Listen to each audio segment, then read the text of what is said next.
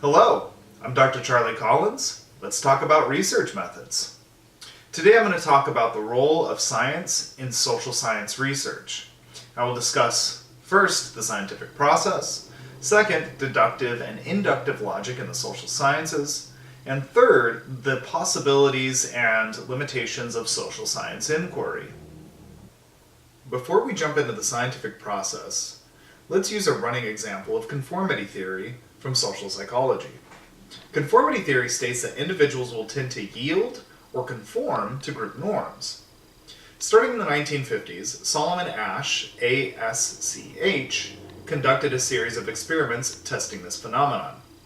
In his most famous studies, he placed a research subject in a room with several other research confederates, or actors who are in on the experiment, to test their abilities on a simple perception task. He then held up a card with 3 lines of varying length on them, something kind of like this, lines A, B, and C, and asked each individual in the room to state out loud which line was the longest. Clearly, in this case, line A was the longest, so this will be our running example. Although line A was clearly the longest, all of the confederates or actors said out loud that line B was actually the longest. When it came to the research participants, as the theory goes, they felt compelled to conform to the group norm, and more often than not actually stated the incorrect answer to conform with the group. So instead of stating A, they stated what the group went with. Now, how would Asch come up with such a theory and the corresponding research to provide evidence for it? He used the scientific process. The goal of the social sciences is to produce knowledge. We do this by systematically collecting and analyzing data and developing theories which are explanations about social phenomena. For social scientists, theory and data are interconnected. Theory informs data, and data informs theory. Data are tangible, recorded observations that can be numerical or non-numerical in data. So they can be numbers, or they can be words, or something else. Again, conformity theory states that individuals will tend to yield or conform to group norms. This idea of conformity informed Asch's idea to collect data to test the theory. Moving forward in Asch's career, the data he collected provided deeper insights into more of the subtle nuances of conformity, such as the number of people in a group necessary for somebody to conform, which allowed him to update the theory and to specify the theory. He then collected more data to test more specified theoretical statements, and so on. And so this process continued. The scientific process, then, is a cyclical one.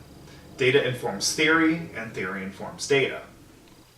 The scientific process is also systematic, meaning it follows a typical and widely agreed upon set of processes. Throughout each step of research, social scientists develop systematic processes and procedures to ensure, to the best of our ability, that the conclusions we draw from our research are valid, credible, and believable. Asch's conformity studies are valid, reliable, and believable because he conducted them in a systematic and rigorous way. If he didn't, it would be hard to believe his research results. You wouldn't believe your friend if he told you that he is most successful at getting dates when he's wearing a certain pair of socks, would you? Likely not, and it's likely because his quote-unquote data are not collected in a systematic and rigorous way. If they were, his statements may be more believable. The scientific process is also largely housed in logical reasoning. Social scientists lean on both deductive and inductive reasoning. Deductive logic is more of a top-down reasoning approach, in which broad theory informs more concrete data, so you can kind of think of it as a filter or a funnel. Deductive logic is often, but not always, quantitative. For conformity theory, Asch used deductive reasoning. From the theory, he developed clearly testable hypotheses and collected data that led to clear answers about those hypotheses. Inductive logic, on the other hand, is more of a bottom-up approach, wherein researchers identify empirical patterns in the data that can inform theoretical statements. Inductive logic is often, but not always, qualitative in nature.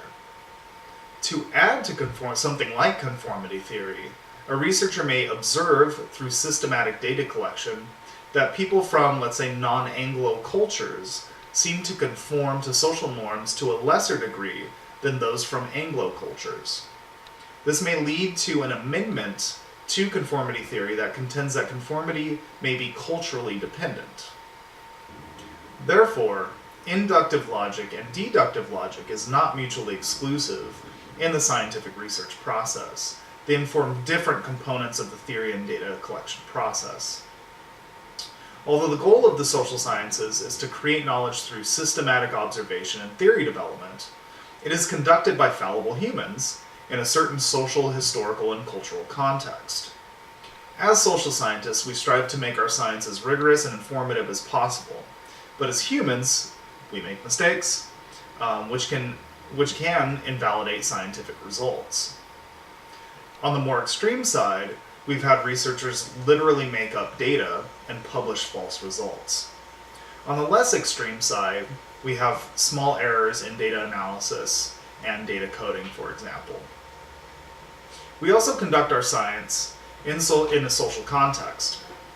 When the Asch conformity studies were conducted with white males in the 1950s in a university setting, social normative behavior may have been stronger than it is today in our current social context.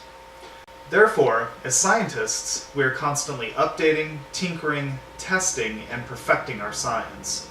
Science is not and should not be dogmatic. We change depending on the evidence we are presented.